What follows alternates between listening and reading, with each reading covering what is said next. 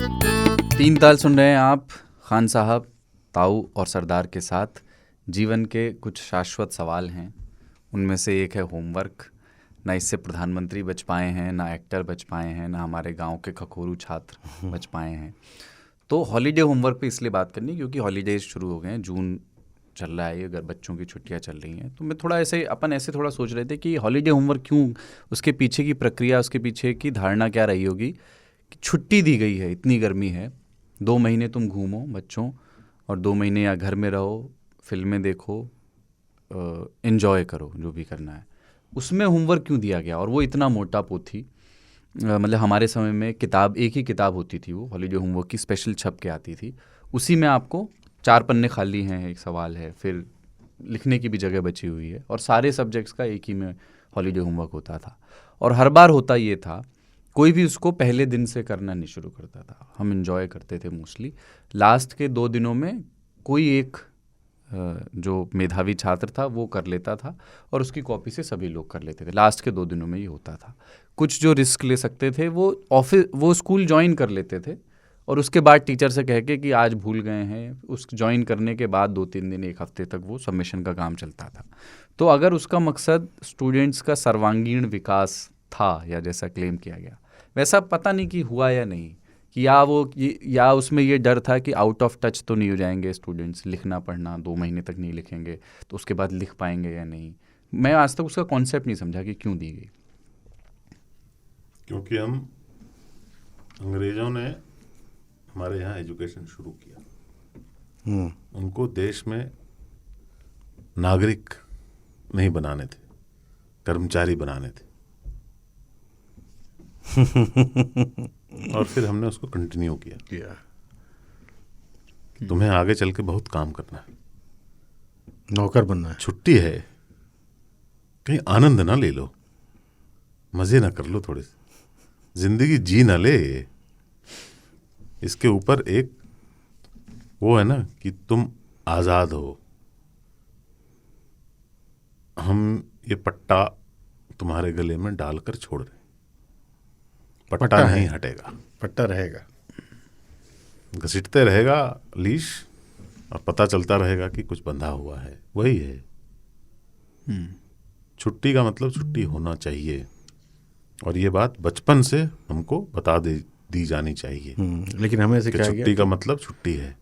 उसका फायदा सिस्टम को ऐसे होता है कि आज हम छुट्टी का मतलब छुट्टी समझते ही नहीं। बिल्कुल 24 घंटे का हो गया। छुट्टी मांगने में अपराध बोध होता है।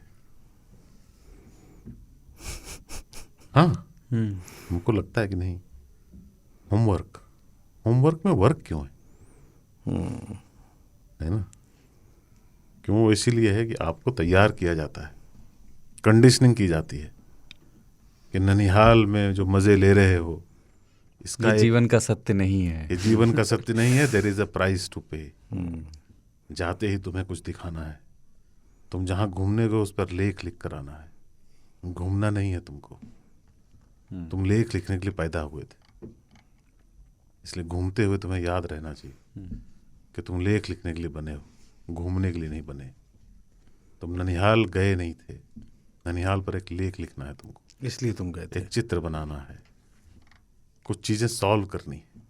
इसी तरह से कॉमन होते थे ये, मेरा नानी गांव, इस विषय पर एक निबंध लिखिए, वहीं बंदा गया तो उसे पता वहीं जाएगा, या मेरा गांव, इस तरह के। लेकिन ये एक चीज़, आप हॉलीडे होमवर्क मिला है कभी आपको खान साहब? किए कभी नहीं, किए नहीं। मार वार खा के। आपके समय किस तरह का मिलता था, मतलब कि? यार हमारे घर में, टू बी वेरी ऑनेस्ट, पढ़ाई को ज़्यादा तवज्जो नहीं देते थे। तो इनफैक्ट उस ज़माने में अगर आप पूछते मेरे अब्बू से कि आसिफ की कौन से क्लास में पढ़ा होगा, 6वीं 7वीं में, 6वीं 7वीं में लोग कन्फर्म नहीं उनको। तो होमवर्क वो जब मिलता था तो अपना हम लोग गर्मी की छुट्टियों में, चूँकि ननिहाल वगैरह भी नहीं जाते थे, क्योंकि घर खानदान इतना बड़ा था कि उसी में आप खुश रहते थे, आपको कहीं आने जाने की ज़रूरत नहीं होती। तब सुविधाएं भी नहीं होती थी कि आपके पास गाड़ी है और आप बनारस जाएंगे या लखनऊ जाएंगे, तो घर वही। और होमवर्क मैंने जो छुट्टी वाली होती थी वो कभी नहीं किया। जाते थे, एक ही दिन होता था, 6 क्लास 7 क्लास होती, धड़ाधड़ मारते थे टीचर, मुर्गा बनाते थे, बस खत्म। तो वो पेन ही नहीं लेना होता था कि रोज़ पढ़ो या डरो। हमारे यहाँ जो मेधावी छात्र थे ना, वो दो टाइप के होमवर्क, हॉलीडे होमवर्क करते थे। एक वो अपने लिए करते थे, फुल परफेक्ट एकदम एक एक चीज़। एक उसी का वो एक कॉपी तैयार हाँ, वो करते थे सबको जिसमें वो आधा अधूरा लिखते थे, मतलब ऐसा ना लगे ना हर आदमी परफेक्ट कर रहा है, फिर उसको भी अपना वो सुपीरियर स्टूडेंट है वो बांटने के लिए करते थे। मतलब उसके पास इतना टाइम था कि लोगों से एक नहीं हो रहा है, वो डेढ़ करता था। लेकिन था वो एक, हमारे यहाँ एक बार पूछा गया था कि वो मतलब कि आपने होमवर्क किया, बोले मैं होमवर्क कर नहीं सकता क्योंकि मैं हॉस्टल में रहता हूँ। आप मैं आप हॉस्टल में रहते थे? मैं हॉस्टल में रहता था, पर ऑब्वियसली गर्मी की छुट्टियों में नहीं रहता था, वो तो घर चला जाता था। पर हमारे यहाँ उस तरह के होमवर्क होते नहीं थे, एक्सपेक्टेशन नहीं होती थी, कुछ लोगों को होती थी, तो हम उसकी परवाह नहीं करते थे। मैंने छुट्टियों को हमेशा छुट्टियों की तरह लिया। लेकिन ये जब चीज़ें थोड़ी मतलब कुछ नए तरह के विचार आए कि स्टूडेंट्स को नए तरीके से पढ़ाया जाना चाहिए, इस सवालों में एक रूपता अच्छी नहीं लगती, तो कुछ टीचर्स ने इस तरह के प्रयोग किए कि प्रैक्टिकल सवाल पूछे जाएं। तो एक बार वो पूछ लिया उन्होंने कि रेलवे का किराया इतना अधिक बढ़ जाने के बाद भी यात्रियों की संख्या में हर साल बढ़ोतरी क्यों हो रही है, इसका जवाब लिखिए सोच के। हाँ, तो एक से एक जवाब मिले। एक में लिखा कि लोग इसलिए लोगों को मालूम है कि अगले साल रेलवे के किराए में बढ़ोतरी होगी, तो पहले ही यात्रा कर ले रहे हैं। इंटेलिजेंट। तो मुझे तो ये इंटेलिजेंट जवाब लगा। देखिए, पढ़ाई वढ़ाई का भी ऐसा क्या है ना कि ज़रूरी नहीं कि होमवर्क आपने कर दिया और कुछ झंडे गाड़ देंगे। एक छोटा सा किस्सा, हमारा दुद्दी से विंडमगंज जगह है, 18 विंडमगंज विंडम, वो अंग्रेजों के जमाने में रॉबर्ट्सगंज, हाँ, विंडमगंज, 18 किलोमीटर की दूरी पे। तब वो आपको पूरा सेंटर जाता था एग्ज़ाम देने के लिए, 10th का 12th का बोर्ड जो होता था। तो हम 4-5 लोग थे, विंडमगंज मतलब पूरा गया था, लेकिन हम जहाँ ठहरे थे, आफ्ताब कुरैशी वहाँ के ब्लॉक प्रमुख होते थे, तो उनके घर पे हम लोग रुके थे।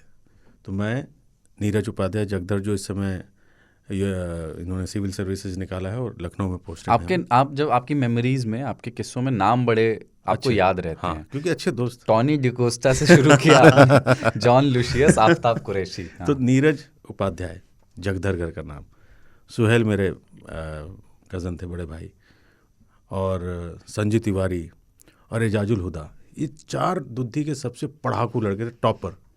और साथ में मैं भी, मेरा ना सीधा था कि उलटे रहना, कोई पढ़ाई वढ़ाई नहीं करना।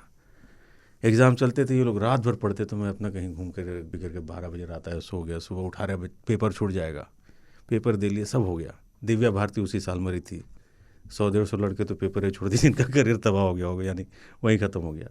मैं उनमें से नहीं था। खैर, अब मसला आया, रिज़ल्ट आ रहा है। तो उस दिन ऐसा मेरे कलेजे पे मलाल था कि काश हम पढ़ लिए होते, अब सब लोग आगे बढ़ जाएंगे और मैं यहीं रहूँगा।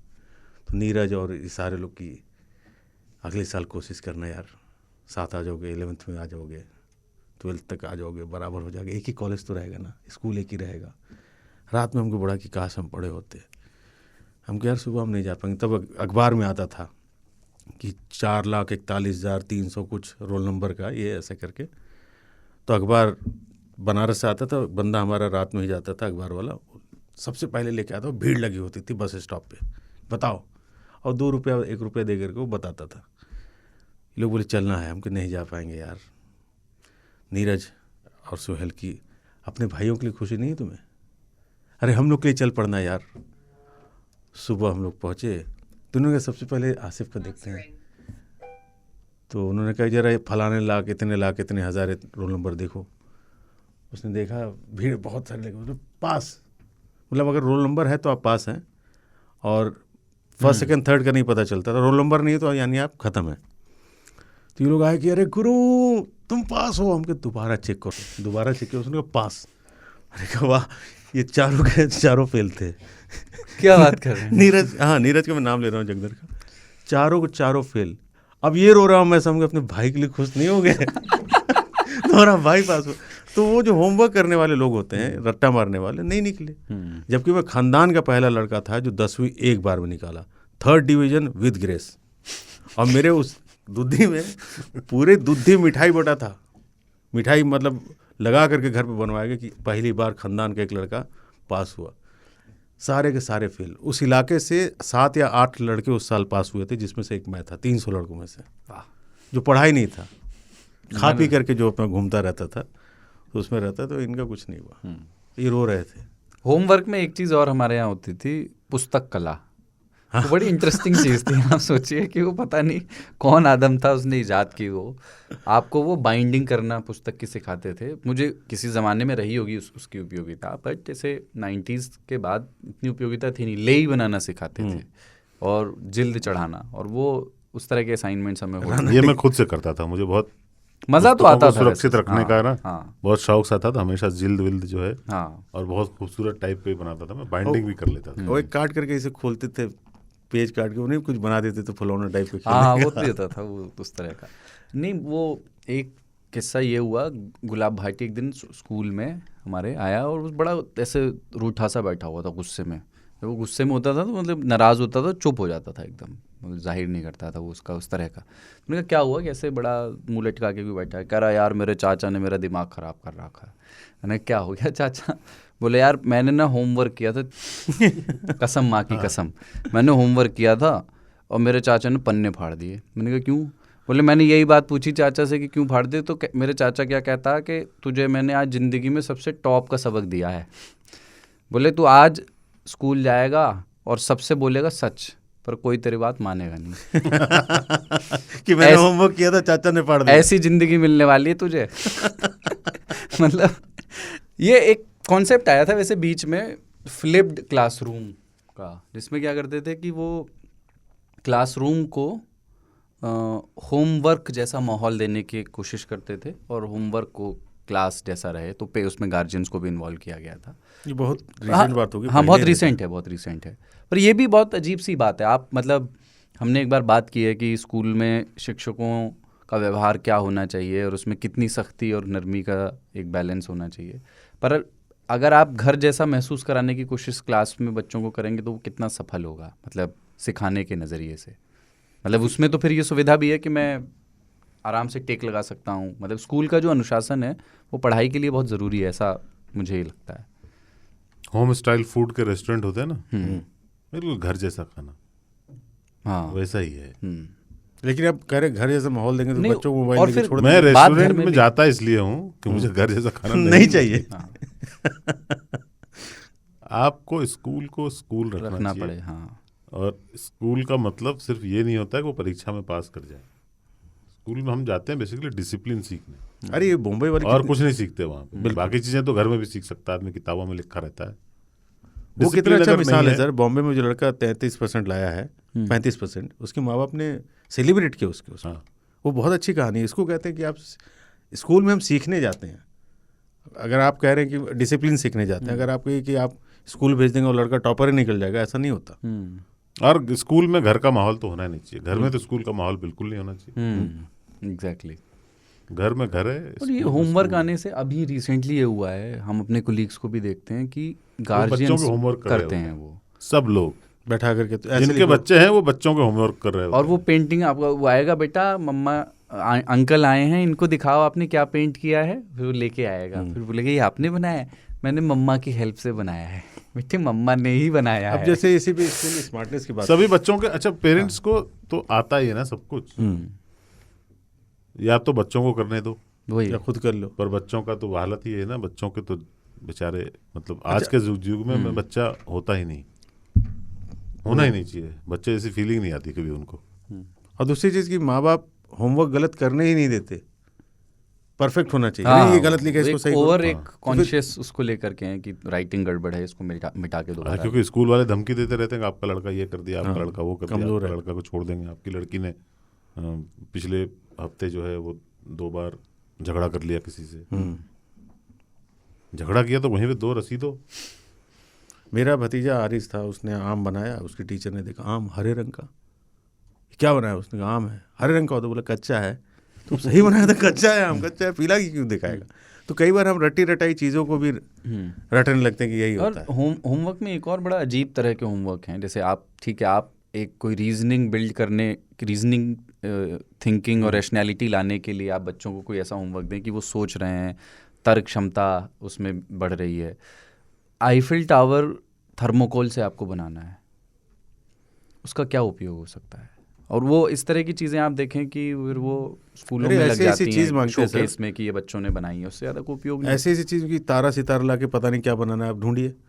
जा करके मार्केट नहीं, में। आर्ट एंड क्राफ्ट की है अपनी उपयोगिता, बट उस मतलब उसका ऐसे जीवन के जो स्कूल का काम नहीं होना चाहिए। वो अपना आर्ट के क्लास जो है, वो आर्ट की क्लास जो आधे घंटे की होती है, वो उतना काफ़ी है उसके लिए। क्या होता है, नॉर्मल बच्चों को म्यूजिक के क्लासेस लगा देते हैं। अरे बहुत बढ़िया गिटार बजाता है ये, उसके 1 घंटे गए, अब वो स्कूल से आके म्यूजिक के क्लास में जाएगा, उसके प्राइवेट गिटार उसके बाद सिखाने कराटे वाला भी है। होता है। हाँ, ये सब करने के बाद यार वो उसको गिटार बजाना तो उसको खुद सीखने दो ना, जब वक्त मिलेगा बजाएगा, पैशन होगा तो बहुत बढ़िया बजाएगा आगे चल के। आप तुरंत जो है, मैं देखता हूँ कुछ लोग अपने बच्चों के लिए क्रिकेट में मेहनत कर रहे हैं, सचिन जैसा बना देंगे, बहुत अच्छा है। कुछ लोग नौकरी छोड़ दिए, मैं एक ऐसे आदमी को जानता हूँ जिन्होंने नौकरी छोड़ दी है अपनी बच्चे के लिए। बच्चे के लिए, कि बैटिंग देखिए इसकी, कभी आके देखिए, मुझे तो लगता है एक दिन बड़ा नाम करेगा। तो बच्चा भी दिन भर खेलता है, सुबह खेलता है, शाम खेलता है, पिताजी कोच हैं उसके, भविष्य में पता नहीं क्या हो वो। नहीं, अब तो आने पर वाला उसकी भविष्य- जिंदगी अभी से इतनी डिसिप्लिन हो गई है, कि क्या ही जिएगा वो अपनी ज़िंदगी को, सचिन ही बनना है। उसके नीचे बात भी नहीं करेगा आदमी। इतने छोटे बच्चे पे सचिन बनने का प्रेशर। बैटिंग कर, जिधर जाना है जिधर जा, खेल बच्चों के साथ, बैटिंग कर, बहुत बढ़िया, जान जाएंगे सभी की बहुत अच्छा बैटिंग करता है। पर उसके ऊपर प्रेशर है अभी से, छोटा सा बच्चा है, उसको सचिन बनना है। प्रेशर नहीं होना चाहिए ये बच्चों पे मेरा मानना है। झुंझुनू में, राजस्थान के झुंझुनू में एक केंद्रीय विद्यालय में 9वीं क्लास का एक बच्चा है प्रांजल। उसने ना हॉलीडे होमवर्क का विरोध करने के लिए एक अनूठा तरीका अपनाया। वो रविवार के दिन कलेक्ट्रेट दफ्तर के सामने धरने पर बैठ गया और वहीं पर टेबल चेयर लगाकर हॉलीडे होमवर्क करने लगा। उसने ये कहा अपने जो अर्जी उसने दी कि हॉलीडे होमवर्क बच्चों के मूल अधिकार का उल्लंघन है और इसके विरोध में वो हर संडे को वहाँ आएगा, सुबह 10 से दोपहर 12 कलेक्ट्रेट के सामने हॉलीडे होमवर्क बैठ करके करेगा वहाँ। बहुत अच्छा काम कर रहा है वो। और उसकी माँ ने भी उसका साथ दिया है इसमें कि बच्चे एकदम हॉलीडे होमवर्क नहीं, होमवर्क का विरोध होना चाहिए। बिल्कुल। इसका मतलब है कि स्कूल में आप काम नहीं कर रहे हैं, इसलिए बच्चा होम में जाके वर्क कर रहा है ना। आप स्कूल के टाइम में ही उसकी पढ़ाई खत्म करें, ये धंधा बंद होना चाहिए। Be like Pranjal. Be Yes. Like Pranjal. आजकल ट्विटर पे चलता है, more power to you Pranjal. अच्छा, झींगा पकाते हुए उसमें अगर नमक वमक डालें और वो पानी छोड़े तो उसको प्रॉन्जल बोल सकते हैं। बहुत नीचे हो गया ये तो। नहीं अच्छा है, अच्छा है, जा रहा है। नहीं, उन्हें एक और बोला था, ये प्रॉन वाला मेरे को पसंद आया था कि इनमें जो झींगा मछलियों का जो लीडर होता है उनके ग्रुप का, उसको क्या बोलते हैं? प्रॉन साहब। प्रॉन साहब। प्रॉन साहब, ठीक है। चिट्ठियाँ, समय कम है, चिट्ठियाँ हैं। पहली 3 तालिये, इनकी चिट्ठी पहली बार आई है। सौरजीत गुप्ता हैं ये, दिल्ली से। खान साहब, ताऊ और सरदार की जय हो। मैं डॉक्टर सौरजीत गुप्ता, नवजात बच्चों का स्पेशलिस्ट हूँ, दिल्ली का वासी हूँ, पर स्कूल की पढ़ाई मैंने स्टील सिटी जमशेदपुर से की है। जमशेदपुर बहुत खूबसूरत जगह है, बस हम जमशेदपुरियों को एयरपोर्ट की कमी हमेशा खलती है। ये मेरी और बन नहीं पाता वहाँ पे। ये मेरी दूसरी चिट्ठी है। पहली मैंने 125वें एपिसोड के बाद भी लिखी थी, पर शायद कुछ कारणवश उसे शामिल नहीं किया जा सका। खान साहब का पूरे दिल से स्वागत, और ये लिखते हुए खुशी हो रही है कि खान साहब पूरी तरह से 3 तालिये लगते हैं। बहुत शुक्रिया सर। और ताऊ को तो जैसे नई ऊर्जा मिल गई है। खान साहब का हाईजैक वाली बात और खूबसूरत भूत वाली बात बिल्कुल 3 तालियों वाली है। मैं चाय का बहुत शौकीन हूँ। मेरे घर पर green tea, black tea, lemon tea, masala tea, इलायची tea, green coffee, black coffee, कहवा इत्यादि सब हर समय मौजूद होता है। कभी आइए और चाय कॉफ़ी के मज़े लीजिए। बच्चों के इलाज के साथ साथ मैं स्केचिंग और पेंटिंग का शौक़ भी रखता हूँ। अब बाबा की कमी सिर्फ रेसिपीज़ ना मिलने की होती है। बिहार झारखंड में मैं को हम कहते हैं, और इस कारण जब भी घर जाता हूँ तो बोलचाल को एडजस्ट करने की हमेशा कोशिश रहती है। इस साल बस यही दुआ कर रहा हूँ कि जैसे मई निकली है, किसी तरह जून और जुलाई भी निकल जाए। मुझे गर्मी में आम के अलावा कुछ भी पसंद नहीं है। गर्मी को बैन कर देना चाहिए। ओडिशा के ट्रेन एक्सीडेंट का बहुत दुख है। ऊपर वाले उनकी आत्माओं को शांति दे। जय हो। 3 तालियां, डॉक्टर सौरजीत गुप्ता, दिल्ली। डॉक्टर साहब, बहुत बहुत शुक्रिया आपका। डॉक्टर साहब ने की दूसरी चिट्ठी हम लोग शायद एक पहली मिस कर नहीं गए। ले पाए। हाँ। वैसे इतने सारे डॉक्टर साहब, आपने चाय का जो इंतज़ाम रखा है, तो आप रहते कहाँ हैं दिल्ली में? ये पता, ये अगली बार लिखें तो। मल्टी फेसेटेड हैं वैसे ये, मतलब स्केचिंग भी करते हैं। हाँ, तो अगली बार कला लिखें। से भी विज्ञान से, मतलब डॉक्टर हैं तो ऑब्वियसली, और वो भी बच्चों के डॉक्टर मैं समझता हूँ, जो नवजात शिशुओं के डॉक्टर, बहुत स्किल का, बहुत ज्यादा स्किल का काम होता होगा, बहुत प्रिसीजन का काम है, क्योंकि हम तो पता, एडल्ट जो होते हैं बता सकते डॉक्टर साहब यहाँ हाँ, दर्द हो उतने रहा है, छोटे छोटा बच्चे बच्चा तो एकदम बता भी नहीं नवजात। नवजात। तो अगली बार थोड़ा और विस्तार से और अपने पेशे से जुड़ी कुछ मज़ेदार चीज़ें भी शेयर कीजिएगा डॉक्टर साहब। यश मेहरा की चिट्ठी है फ्रांस से, नीस ग्रामीण। श्रीमंत 3 ताल को दंडवत। आज दोपहर 2 बजे दूसरे सीज़न का दूसरा एपिसोड 2 बार सुना, आनंद की प्राप्ति हुई। ज्ञात रहे कि पूरे 1.5-2 महीने के बाद घर की सफाई अच्छे से हो पाई, क्योंकि शनिवार सुबह की पार्टी अपन वैक्यूम क्लीनर और पोछे से करते हैं और हेडसेट पर 3 ताल ऑन रहता है। एपिसोड एक्स जो कि 126वां था, क्या गजब तरीके से उसमें सबका निचोड़ दिया, मज़ा आ गया। ऐसा लगा कि भारी गर्मी में नींबू, पुदीना और बर्फ़ के साथ गन्ने का रस मिल गया हो। अच्छा, इन लोगों को देखिए पता नहीं था कि हम किस विषय पे बात करने वाले हैं, पर चाय भी आई, आम भी आया और गन्ने का रस भी आ गया। राहुल भैया पर क्या ही बर्फ बोलें, भी आया बस बर्फ वैसे। भी, हाँ। राहुल भैया पर क्या ही बोलें, कुछ ऐसा सिस्टम होना चाहिए कि दिखाने का प्रधानमंत्री अलग हो और चलाने का अलग। तब कहीं जाकर इनको कुछ नंबर मिल पाएंगे। आर राजेश ब्लॉग के सभी पात्रों को मैं भी फॉलो करता हूँ। मेहरारू परेशान है कि विदेश में बैठकर एक देसी ट्रक ड्राइवर को ट्रक में खाना पकाते देखकर क्या खुशी मिलती है। अब क्या बताऊँ और कैसे समझाऊँ। बाकी अगर आप खैरियत पूछेंगे तो बस यही कहूँगा कि वही शब्द याद आता है जिसमें ड़ का इस्तेमाल होता है। अगले का इंतज़ार रहेगा। जय हो। ओरवार, यश मेहरा, नीस ग्रामीण, फ्रांस। ओरवार लिखते हैं, ओरवार एक तरह से जय हो का फ्रेंच। ओके, जय हो गुरु, जय हो। और ये नीस ग्रामीण लिखते हैं, मैं हर बार इससे बहुत मजे लेता हूँ। जैसे नीस देहात, है ना। हमारे लिसनर्स भी नीश हैं काफ़ी। अगली चिट्ठी अज्ञे लंदन, और ये उनका पेन नेम है, ये असली नाम लिखा नहीं है इन्होंने। 3 ताल के नए ट्रिनिटी को सलाम। मैं लंदन से गूगल पॉडकास्ट के ज़रिए आप लोगों से जुड़ता हूँ। मेरा नाम अज्ञे मान लीजिए, नीक नाम छः ना। चूँकि प्यार का पहला ख़त लिखने में, हाँ, चूँकि प्यार का पहला ख़त लिखने में वक्त तो लगता है, मैं 124वें एपिसोड के बाद ही लिख पाया, पर जब तक चिट्ठी पहुंची होगी तब तक तो बहुत देर हो चुकी थी। लगा 125वें से पत्राचार चालू करूंगा, लेकिन 125 सुन के लगा कि सज धज के गए थे बारात में, बारात गई न हुई शादी, आधे रास्ते में बस लुट गई, नंगे बदन पैजामे में तौबा करते घर लौट आए। बहरहाल सीज़न 2 के आने से जान में जान आई। पुराने सीज़न से कंपैरिजन तो होता ही है मन में। अभी 2 महीने का सदमा गया नहीं है। तू अगर इत्तेफाकन मिल भी जाए, तेरी फुरकत के सदमे कम ना होंगे, and all that jazz. C2 के E2 तक सुनने के बाद ह्यूमर कोशेंट थोड़ा कम होता हुआ लगा। ये हमारे मैथिली की गाली नहीं, सीज़न 2 एपिसोड 2 का मिलेनियल वर्जन है। सीज़न 1 में गांव की अम्मा या किसी बुजुर्ग की नकल सुनना एक बेमिसाल अनुभव होता था। अब वो सुखनवर तो गए, लेकिन आप वो आंचलिक चुटकियाँ बनाए रखिए और रिकमेंडेशन भी जारी रखिए। बाकी जैसे सीज़न 2 पकेगा, मसाले भी स्वाद पकड़ते जाएंगे। खैर चलिए, इस नए सफ़हे में गुलजार को गाली नहीं पड़ेगी, ये सोचकर खुश हूँ।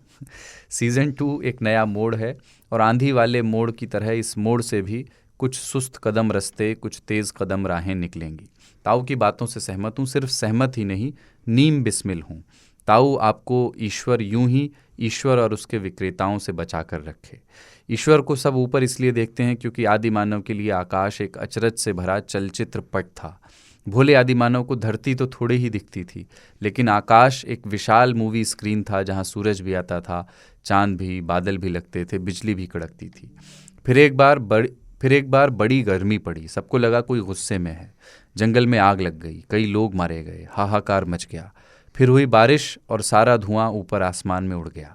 आदिमानव ने सोचा कि कोई तो है ऊपर से जो सूरज सा घूरता है, बादलों सा गरजता है, हाहाकार मचने पर बारिश सा नीचे आता है और फिर धुएं पर बैठकर वापस ऊपर चला जाता है। समय के साथ ज्ञान की वृद्धि हुई और इंसानों का भोलापन तो गया, लेकिन भय नहीं गया। जाता भी कैसे, भयभीत करने को भगवान के बटेदार जो बैठे हैं यहाँ। खान साहब, आपका स्वागत है 3 ताल के परिवार में। आपकी तंदूरी चिकन वाली बात बिल्कुल सही है। दूसरों का छोड़िए, इंसान खुद के दर्द से भी फरेब करता है। मेरा हाथ जल गया था ओवन में एक बार। जब कोई बिहारी अंग्रेज़ी पकवान बनाता है तो ऐसी दुर्घटनाएं वाजिब हैं। खैर हाथ इतना जला कि घर में मांस के जलने की महक भर गई। बर्नौल तो लगाता रहा, लेकिन उस शाम मैंने भी तंदूरी ही पेला। शुक्रिया। सरदार, आपकी आवाज़ का कायल हूँ और आपको धन्यवाद देता हूँ विकुशु से परिचय कराने के लिए। अब मेरे घर में भी जो एक खिड़की रहती है उस पे बैठे रहते हैं साक्षात विकुशु। कृपया अटैचमेंट देखें। एक तस्वीर भेजी है इसमें जिसमें विनोद कुमार शुक्ल की किताब है, दीवार में खिड़की रहती है। आपके रिकमेंडेशन के एवज में मैं भी एक साझा करता हूँ, हरिमोहन झा की खट्टर काका। राग दरबारी की तरह खट्टर काका को भी मैं एक सर्वोत्तम व्यंग मानता हूँ। ताज्जुब बस ये है कि 2014 के बाद बैन कैसे नहीं हुई। हरिमोहन बाबू अपने देसी रिकी जरवेज़ हैं और मैं देसी विदेशी दोनों का फ़ैन हूँ। आज तक का बस इतना ही, आगे फिर लिखूंगा। सलाम, नमस्ते और एज यू से इट, जय हो। अज्ञे भैया ने बहुत बढ़िया वर्णन किया वैसे ईश्वर की उत्पत्ति का। हाँ, बहुत खूबसूरत और बहुत सुंदर चिट्ठी है अज्ञे भाई, आप आगे भी लिखते रहें। बहुत नीक लिखे छिए। हाँ। अहाँ लिखते रहो। अगली चिट्ठी है बाबा के मटन राष्ट्र, जिसको वो कहते थे, ताऊ भी मटन राष्ट्र कहते हैं, नागपुर से राजेश साहू की। 3 ताल फिर से शुरू होने की बधाई। मटन और साहू जी, हाँ।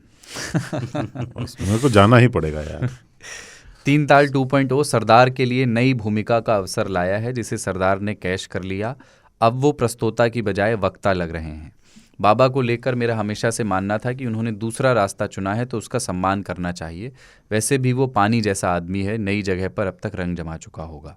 पर अभी जब मैं एपिसोड X सुन रहा था तो मेरी बेटी तुलिका, जो 10 साल की है, बोली कि बाबा ने 3 ताल छोड़कर अच्छा नहीं किया। शायद वो भी मेरे साथ सुनती थी, पर उसने कभी कहा नहीं कि 3 ताल लगाओ, पर वो सुनती थी। तब मुझे समझ में आया कि बाबा भी सिगरेट टाइप का नशा है जिसे पैसिव स्मोकर भी कंज्यूम करता है। मुझे लगता है कि 2.0 को नई शुरुआत के तौर पर देखना चाहिए। थोड़ा समय देने पर रंग आ जाएगा। गोल्ड फ्लेक और फ्लेक के टेस्ट में अंतर तो रह ही जाता है, पर आज तक को थोड़ी और मेहनत करनी होगी। बाबा सस्ते नशे से घुसे हैं, सबको सैनिटाइज होने में थोड़ा समय तो लगेगा। बाबा के मटन राष्ट्र, महाराष्ट्र, नागपुर से राजेश साहू। भैया राजेश, आप जो बोल रहे हैं उससे लगभग इत्तेफाक रखते हैं, पूरी तरह से इत्तेफाक रखते हैं एक्चुअली। तो रंग लाएगा, मटन है ना, थोड़ा देर लगता है, थोड़ा देर सीझने दीजिए। वो क्या चिकन की बात नहीं थी, मटन तक जाना था। मटन को पकने में थोड़ा वक्त तो लगता है, और तेल भी।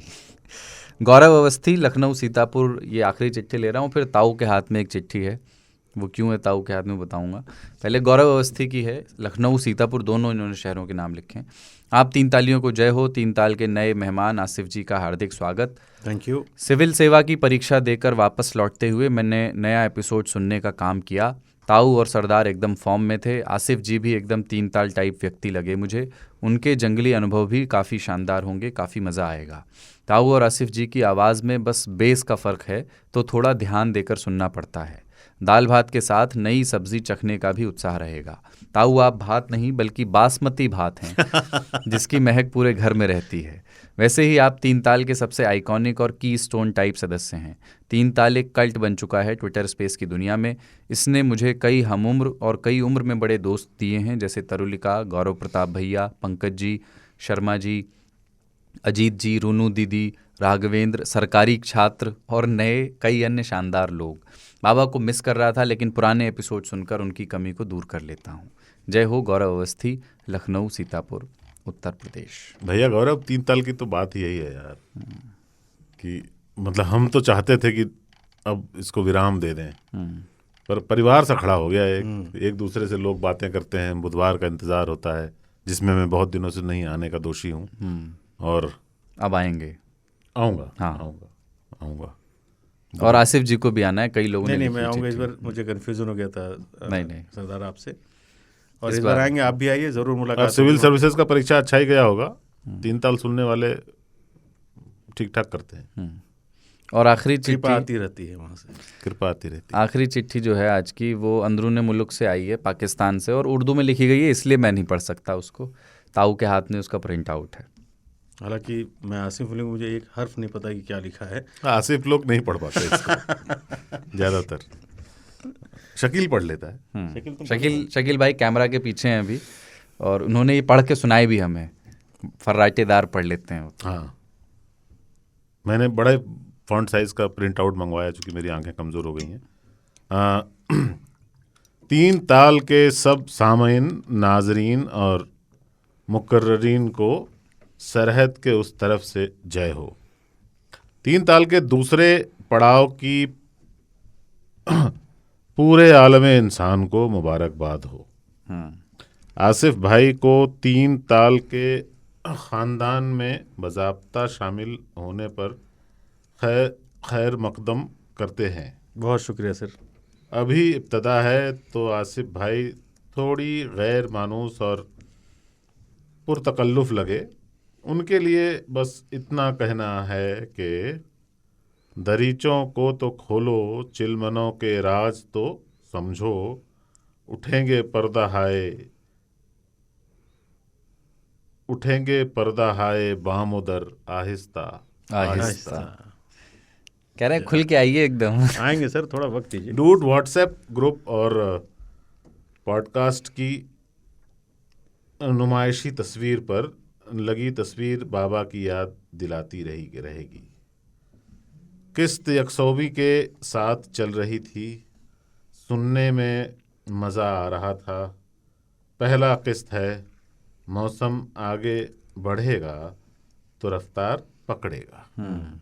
आहिस्ता आहिस्ता। जहां पाकिस्तान किस्त के से मतलब एपिसोड है, बता देता हूँ। हाँ, जहां पाकिस्तान के ट्रक आर्ट के बारे में बात हुई तो वहाँ एक शख्स हैं, कफील भाई, जिन्होंने ट्रकों पर पेंट करके अपना नाम कमाया। जो भी ट्रक उनके शहर ट्रक अड्डे पर आता तो वो उन पर पेंट करता। किसी ने पैसे दिए या ना दिए तो खैर, मगर कफील भाई के शर्त ये होती कि वो उन पर अपना नाम लिखेगा, और नाम भी मुनफरद, कफील भाई left arm right arm spinner. Kafeel भाई का पाक फौज को सलाम। कहानी दिलचस्प है पढ़ने और सुनने वालों के लिए। इसका यूट्यूब और अखबारी लिंक दर्ज जेल है। उन्होंने वो डाल देना, इनका जो हाँ, नीचे हम लिंक है, डिस्क्रिप्शन में डाल देना।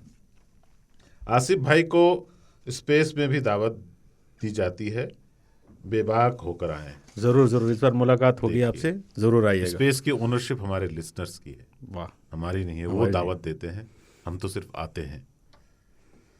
ये भी दूसरी मौसम की दूसरी किस्त में गैर माई चीज़ों से खौफ का जिक्र निकला तो बचपन में मैं लैला मजनू के गानों में जब रेत पर हवा चलने वाला सूती असर जब आता था तो उससे डर के छुप जाता था। फिर जब राम से बिरादरान की पुराना मंदिर फिल्म रिलीज हुई, राम से ब्रदर्स, तो उसमें आईने में भूत नजर आने वाले सीन के बदौलत मैं कुछ अरसे तक गुसल खाने के आईने से नजर नहीं मिला पाता। अजब सी बात है कि ईमान खो जाने के साथ ये सारे खौफ भी खत्म हो गए। ओह दुखद। अब तो बस रात को सुनसान सड़क पर गाड़ी चलाते हुए इस बात का शिद्दत से इंतज़ार होता है कि कोई 20 साल बाद वाली निशा सामने सड़क पर नमूदार हो जाए और कहे कि मैं तुम्हारे पिछले जन्म की बीवी हूँ। डिम्पल कपाड़िया थी इस मूवी में। हाँ, जब तक कोई निशा सामने आए या अगली किस्त रिलीज हो तब तक दुआओं में याद। आपका मदाह, इशफाक अली दस्ती, जनरल सेक्रेटरी 3 ताल बैनुल अक़वामी एसोसिएशन अल पाकिस्तान। कमाल का लिखा है आपने। जनरल सेक्रेटरी साहब बहुत बहुत सलाम। जनरल अक़वामी जनरल सेक्रेटरी हैं। बहुत बढ़िया, बहुत सुंदर चिट्ठी, और लिखते रहिए इस तरह से। आप जब भी लिखते हैं बहुत मज़ा आता है, और एक तंज, हाँ, मुझे तंज का मुझे एक उस विधा चिट्ठी है। के बाद आज उर्दू पढ़ रहा आप हूँ। कितने दिनों के बाद ये चिट्ठी, मतलब पहली चिट्ठी आपने कब पढ़ी थी इनकी? काफी दिन हो गए। हाँ, 3-4 महीने ज़्यादा ही हो गए, बल्कि 2 महीने उर्दू से। पढ़ने का प्रैक्टिस नहीं रहा ना अब। लेकिन कमाल पढ़ा है आपने, मैं तो इसको समझ ही नहीं पा रहा हूँ। तो लिखते रहिए अशफाक भाई आगे भी, और बाकी लोग भी। अब 17 जून को मुलाकात होगी। इस बार किन किन विषयों पे चिट्ठियाँ लिखनी है एक बार याद दिला दिया जाए। एक तो आपको लिखना है आम पर, अगर आपको लंगड़ा नसीब हो गया है, या जो भी आपका फेवरेट है, अगर आप ना इत्तेफाकी रखते आम हैं। आदमी है या आदमी ही आम? आम है, वाह। और जो जिन तस्वीरों पे हमने बात की, ट्रेन हादसे के और पुल हादसे, उस पर आप जो कहना चाहते हैं, या मणिपुर से जो तस्वीरें आई उस पर जो भी लिखना चाहते हैं, कहना चाहते हैं, तो वो कहें। हॉलीडे होमवर्क पर जो हमने बात की, आप में से बहुत सारे ऐसे लोग हैं जो पेरेंट्स हैं, जो माता पिता हैं।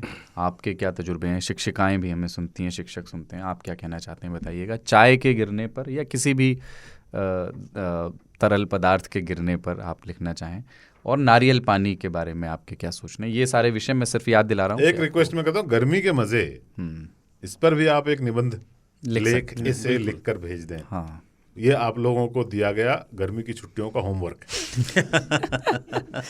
ठीक है। आपको कहाँ भेजना है?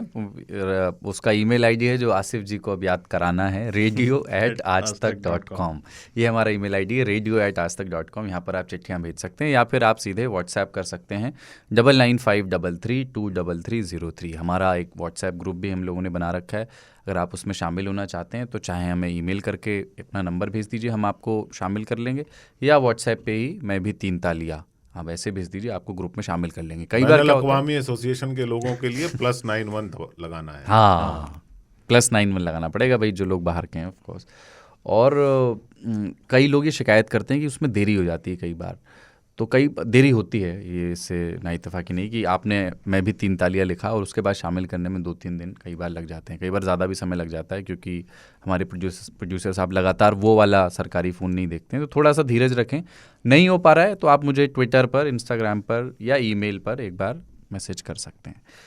तो फिर 3 लोगों तक शेयर करके 3 ताल को आगे बढ़ाइए। 3 तिया 3 तिया 9 और 9 तिया 39 हो गया। एक्सीलेंट। आज तारीख आज 9/6 बताइए। 2023। ठीक है, अगले एपिसोड में मिलते हैं। जय हो, जय हो, जय हो, जय हो।